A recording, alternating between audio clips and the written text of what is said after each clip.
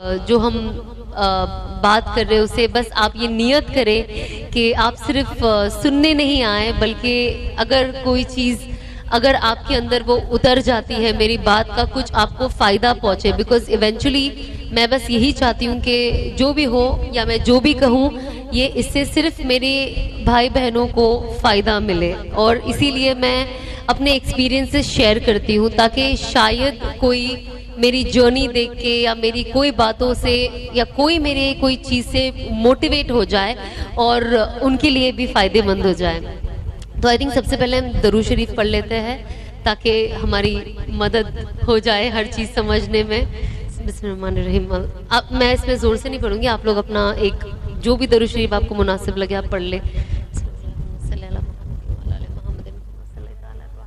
Well बस अल्लाह से ये दुआ है कि अल्लाह मुझसे अच्छी, मेरी ज़ुबान से अच्छी चीज़ें निकाले, जो मैं बात करने जा रही हूँ असरदार बातें निकाले और आप लोगों के बस दिलों में उससे उतार दे।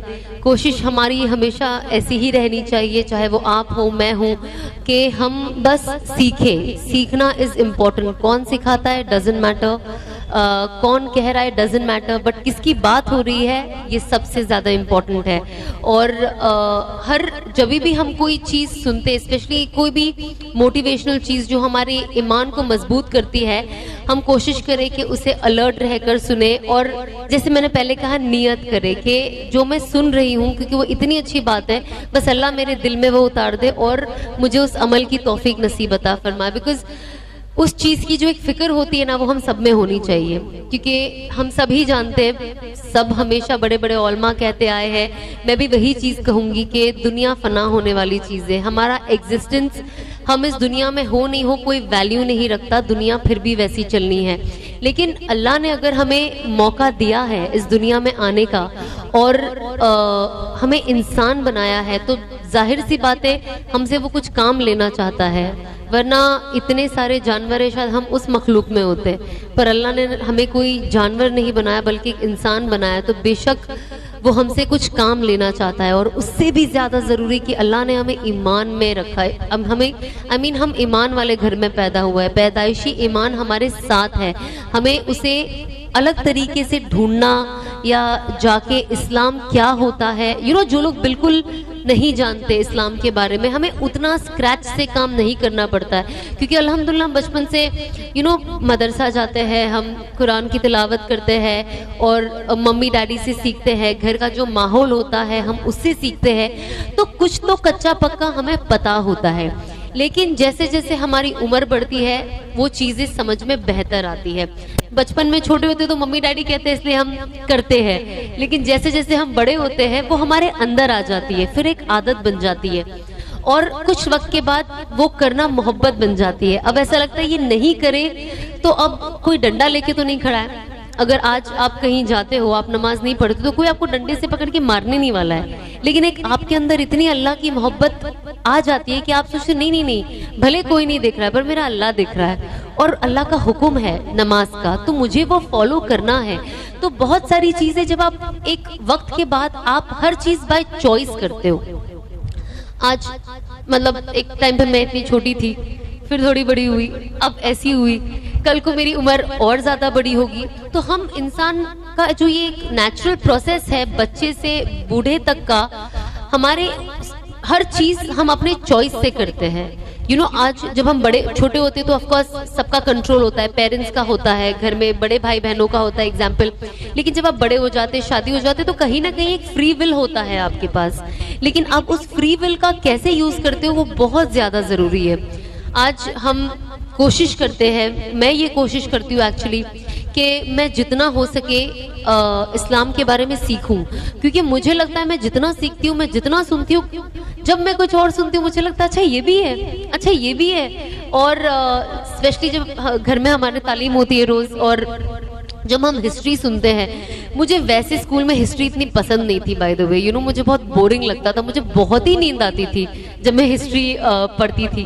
पर जब से मैं मतलब एक प्रॉपर तरीके से फॉलो करने की कोशिश कर रही हूँ इस्लाम। अब मुझे हिस्ट्री इतना ज्यादा पसंद है कि मैं बता नहीं सकती हूँ।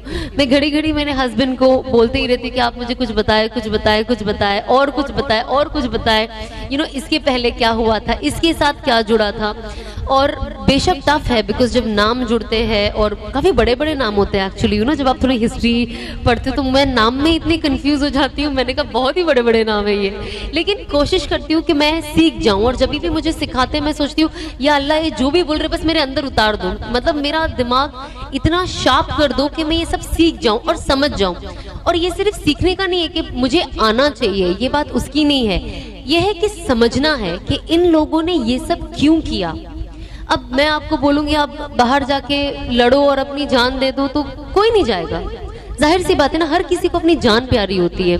लेकिन जब हम इस्लाम की हिस्ट्री देखते हैं और देखते हैं कि कैसे सहाबाओं ने और उनकी वाइफ्स ने और उनके बच्चों ने अपने फादर को, अपने हस्बैंड को सपोर्ट किया कि वो अब जा रहे हैं जंग लड़ने, एंड यू नेवर नो कि वो वापस आएंगे या नहीं, लेकिन वो उन्होंने कुर्बानी दी फॉर व्हाट? वो उनके जाती खुशी के लिए नहीं दी। ऑफ कोर्स जाती प्राउड होता है इंसान के, अल्लाह के लिए कर रहे हैं, बट एक वो भी रहता है ना कि यार मेरी जस्ट शादी हुई है, मेरा छोटा बेबी है। आजकल हमारे ये सब रीजंस है ना कुछ चीजें नहीं करने की, या जब काम हम करते हैं और हमें अनफॉर्चुनेटली आज की तारीख में हलाल और हराम का डिफरेंस ही नहीं पता, हम जस्ट बिकॉज हम थोड़ा सा हराम की तरफ जाना चाहते हैं तो हम उसके अंदर अपनी मजबूरियां लेके आ जाते हैं कि अरे ये अभी सभी तो ले रहे हैं, अगर हम नहीं लेंगे तो मेरा भी घर का कैसे होगा, अभी स्कूल में इतनी फीस देनी होती है वो कैसे होगा, बाकी आप इतनी सारी चीजें एक्चुअली शैतान आपके सामने लाके खड़ा कर देता है कि आप वो डिफरेंस ही समझना भूल जाते हो, जिसमें से मैं एक थी। मुझे हर वक्त अपने प्रॉब्लम्स लगते थे कि यार ये तो प्रॉब्लम मेरा बहुत बड़ा है, ये तो ऐसे ही सॉल्व होगा, अगर मैं ये अभी छोड़ दूंगी तो मैं ये काम कैसे कर पाऊंगी, मेरा तो सोर्स ऑफ इनकम यही है। तो आई थिंक जैसे मैं हमेशा कहती हूँ कि हम सिर्फ एक जरिया है बात करने का, हिदायत अल्लाह के ही हाथ में है, और जिनको मिलती है उनके अंदर चाहत होनी चाहिए। ऐसा नहीं है, लोग कहते हैं ना कि अल्लाह जिसे चाहे हिदायत दे, बेशक पर वो उसे थोड़ी ना देगा जिसे चाहत ही नहीं है या जिसे तलब नहीं है, तो वो तलब रखना भी जरूरी है। क्योंकि जब मेरी बात हुई और लोग आके लोग कहते थे नहीं अल्लाह ने आपको चुन लिया है, अल्लाह ने आपको चुन लिया है और ये अल्लाह ने आपको हिदायत दिया है। बेशक अल्लाह ने हिदायत दिया है, लेकिन अंदर एक चाहत भी तो चाहिए ना। अगर आज आपके अंदर कोई चाहत नहीं है तो सामने वाला आपको वो चीज क्यों देगा, क्योंकि आप उसकी वैल्यू नहीं कर पाओगे। फिर तो अल्लाह भी आपको तब देता है जब आप उसकी वैल्यू कर सको। तो हमें कोशिश करनी चाहिए कि अब हमारे पास ये इतना इम्पोर्टेंट चीज हमारे हाथ में है, वो है हमारा ईमान। अब हम उसको और वैल्यूएबल कैसे बनाएं, और जाहिर सी बात है उसको वैल्यूएबल आप अपने नेचर से, अपने अखलाक से, आप लोगों के साथ कैसे बिहेव करते हो, उससे आप सिचुएशंस को कैसे हैंडल करते हो। अब सिचुएशन में अगर आपको कोई चॉइस करना पड़े, आप वो चॉइस कैसे लेते हो, सही लेते हो, गलत लेते हो, कंफ्यूज हो जाते हो। कंफ्यूज होना कोई गलत बात नहीं है, दिल में वसवसा आना भी कोई गलत बात नहीं, क्योंकि वो तो शैतान का दाव है ना। बट इवेंचुअली आप क्या करते हो वो आपके ऊपर डिपेंड करता है। तो मैं हमेशा यही कहती हूँ कि ये चीजें होना बहुत नॉर्मल है, ये होगा, लेकिन आप अपना कॉन्फिडेंस लूज मत करो। बिकॉज आज की तारीख में हम सब आज औरतें काम कर रही है, अपने घर से बाहर निकलती है, एक फ्रीडम है, आपको वो फैमिली से भी मिलती है, वो सपोर्ट भी मिलता है, लेकिन हम कोशिश करें कि उस सपोर्ट का गलत फायदा ना उठाए।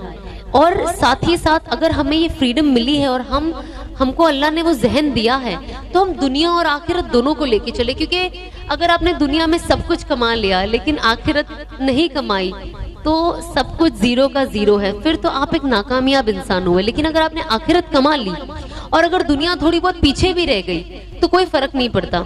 अब जब मैं ये कहती हूँ तो बहुत लोग ये भी कहने वाले तो 10 चीज कहते हैं। मैं इसलिए आपको कहती हूँ कि आई एम श्योर आपको भी जब लोग बदलते हैं ना तो बहुत अलग अलग तरीके के टॉन्ट्स आपको मिलते हैं। तो मैं ये सब आपसे इसलिए शेयर करूंगी क्योंकि मुझे नहीं पता इनमें से कौन ये सिचुएशन से गुजर रहा है।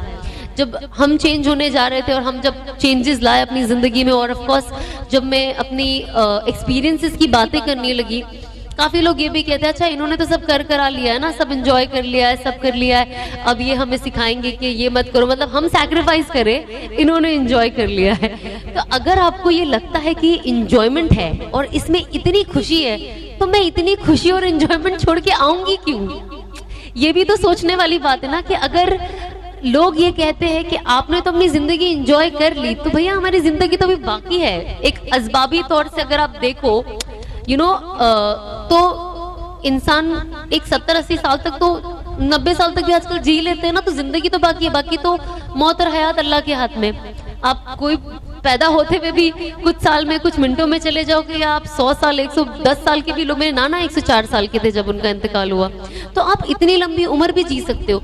लेकिन एक इंसान सोचता है ना कि अगर ये जिंदगी इतनी खुशगवार होती और इसके अंदर सब कुछ होता, तो मैं ही नहीं, मेरे जैसे और बहुत लोग हैं, वो ये सब छोड़ के क्यों भागते हैं? किसको ये सब चीजें सैक्रिफाइस करनी है? अच्छी दौलत, शोहरत, फ्री स्पॉन्सर्ड लाइफ, फ्री कपड़े, फ्री ट्रैवल, फ्री होटल, ये सब छोड़ के किसको अपने जेब से खर्चा करना है? कोई बेवकूफ़ी होगा ना।